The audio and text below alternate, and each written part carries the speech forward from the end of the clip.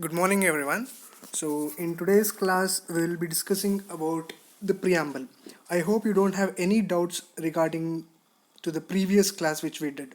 So, yesterday we discussed about the constitution and constitutionalism. So, like how it is related and what exactly the constitution means. So, now we will be discussing the most important topic of the day, that is preamble. Why it is important, how it is related to the constitution and the principles mentioned thereof. So basically, speaking about preamble, especially the Indian preamble, Indian constitution's preamble, why it is so important, or why it has made such a great importance all over the world. So that and all we'll be discussing, and how we have framed our preamble, what exactly is preamble. So we will be discussing today. So there are many, definitions, many understandings given by the scholars, legal scholars, about this preamble. All right. So, for example, K.M. Munshi, he tells that preamble is political horoscope, and another jurist has also told that preamble is a jewel of the constitution. And in simple understanding, we can tell that preamble is the base or the foundation for the construction of constitutional principles. So entire constitution is framed based on the very principle of the preamble. All right. So speaking about Indian preamble, how it came to the existence, understanding this, we have to turn our pages of history to the objective resolution passed by the Indian Congress. So as you could see in the presentation there, you can see Jawaharlal Nehru's photo. So he is the person who spoke about the importance of preamble even before the independence, even before the constitution was framed. So the objective resolution was passed by the Indian National Congress, and it gave an idea as to how preamble has to be framed. So basically you have to keep in your mind that preamble is based on the objective resolution passed by the Indian National Congress, which was recommended by Jawaharlal Nehru. And the style and the language of preamble in Indian constitution, if we see, the style is basically, we have taken the style from US. It is basically based on the US style, and the language used is from the Australian constitution. So we have to understand that, as we know, Indian constitution is been framed out of the understanding of many constitution all over the world. We have taken the principles, for example, emergency provisions, if we see, it has been taken from the Germany, right? The same way we have imbibed it. All right. So Australian language and US style. And further moving, you can see above that we have mentioned, that is, we the people of India. We the people of India. It starts basically the preamble starts telling we the people of India. Why? Because it is the people who are sovereign. The constitution is being accepted, adopted, and enacted by the people through their representative, that is constitution assembly, represented the whole citizens of the country and has framed the entire constitution. All right. If you have any doubts, please let me know. All right. In between, you can raise your hand and let me know. Don't just keep quiet, and you always have a liberty to ask doubts anytime. Okay, next. So next slide, you can see here. So there are few words that we have mentioned, that is sovereign, socialist, secular, and democratic republic. As we know that India is a sovereign country. Sovereign means what? Simple. It is not under any other foreign country's control. Before we were a colony, that is, we were under the control of Britain. So now we are independent, right? So that is the reason we call it as sovereign, where we the people have our own right, like we have the utmost power to decide on our internal affairs, right? And also the external affairs, we are at the fullest authority to take the decision of our country. Next, what is socialist? Socialist, as we know, that we tend to have equality.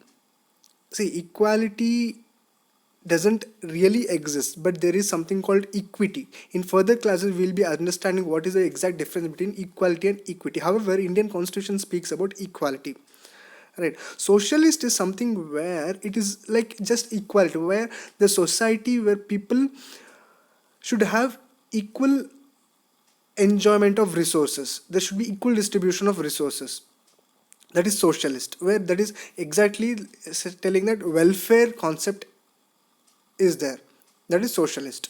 There is no rich and poor concept. So we are striving to achieve this socialist concept. We are not completely socialist. We can, because we see poverty in India even today.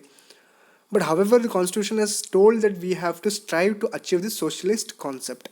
And next, secular. As we know, there are many religions present in our country. But however, we follow our religion and never have, degraded other religion. In simple, secular means India doesn't have a national religion. All religions are treated equally. There's no concept of national religion. All right. Next, democratic republic. Democratic republic means we elect our representatives and we are represented through our representatives. We directly never go to the parliament and represent ourselves, but we elect a person unanimously, or through elections, and that person represents us in the parliament, right? Democratic republic. And there is no succession concept where this person was the prime minister and his son will become prime minister. Nothing like that. We don't have. The head of the constitution, the head of the state, that is president, and head of the government is prime minister. So they both are elected, everybody are elected. So this kingdomship, or monarch style of governance we don't have. Next, in the left side down, you can see we have mentioned quick tip, that is 42nd amendment and mini constitution. So why we have mentioned is that 42nd amendment is most important, which is related to the preamble itself. It is also considered as mini constitution. Why? Because it has a major, we did a major changes in the Indian constitution. That is the reason we call it as a mini constitution. What is the relation between this 42nd amendment and preamble is that 42nd amendment included the term socialist. So this has to be remembered. All right. Next, we can see that there are four things here, that is justice, fraternity, liberty, and equality. So these are the four key terms mentioned in our preamble. So preamble speaks about justice. Everybody has the access to justice, and we enjoy liberty, equality, and fraternity. Next, so when was the constitution enacted? So the enactment of the constitution as per the preamble tells that it was enacted in the day, that is 26th day of November 1949. So we enacted and adopted to ourselves. So this constitution on the day of 26th November 1949. All right. So this is the most important thing now which we are going to discuss, that is amendment of the constitution. So there comes a question: can we amend the can we amend the preamble? So the answer is yes, we can amend the preamble as per the article 368. Right. So article 368 gives the parliament the power to amend the constitution. The same way the preamble can also be amended. All right. And the provided the judiciary has told that amendment should not be in contrary to the basic structure of Indian constitution. What exactly is basic structure of Indian constitution, we'll be discussing in deep in our next classes. However, just for a heads up, you have to understand that is not basically defined by the judiciary, but however, it is a judicial innovation. Basic structure is never ever we can see in the constitution, but it still exists. Why? Because it is judicial innovation. All right. Basic structure includes fundamental rights, writs. So many things are there which the parliament should not affect while amending the constitution. it should not affect the basic structure when the constitution has been amended. Alright, the same way the preamble has some certain basic principles. That basic principle should never be affected. However, it can be amended. So, however, so how many times the preamble has been amended? So it has been amended so far one time.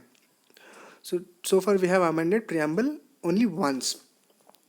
Alright. So next, preamble basically, as you understood, it is very important. It gives a glimpses or complete idea as to how the constitution is framed and on what principles the constitution lies, right? So we have to understand, without preamble constitution cannot be understood. All right, so if you have any doubts, please let me know. Even in the next class you can come back asking for the clarity, whichever in for what and all you have not understood. All right, okay, thank you.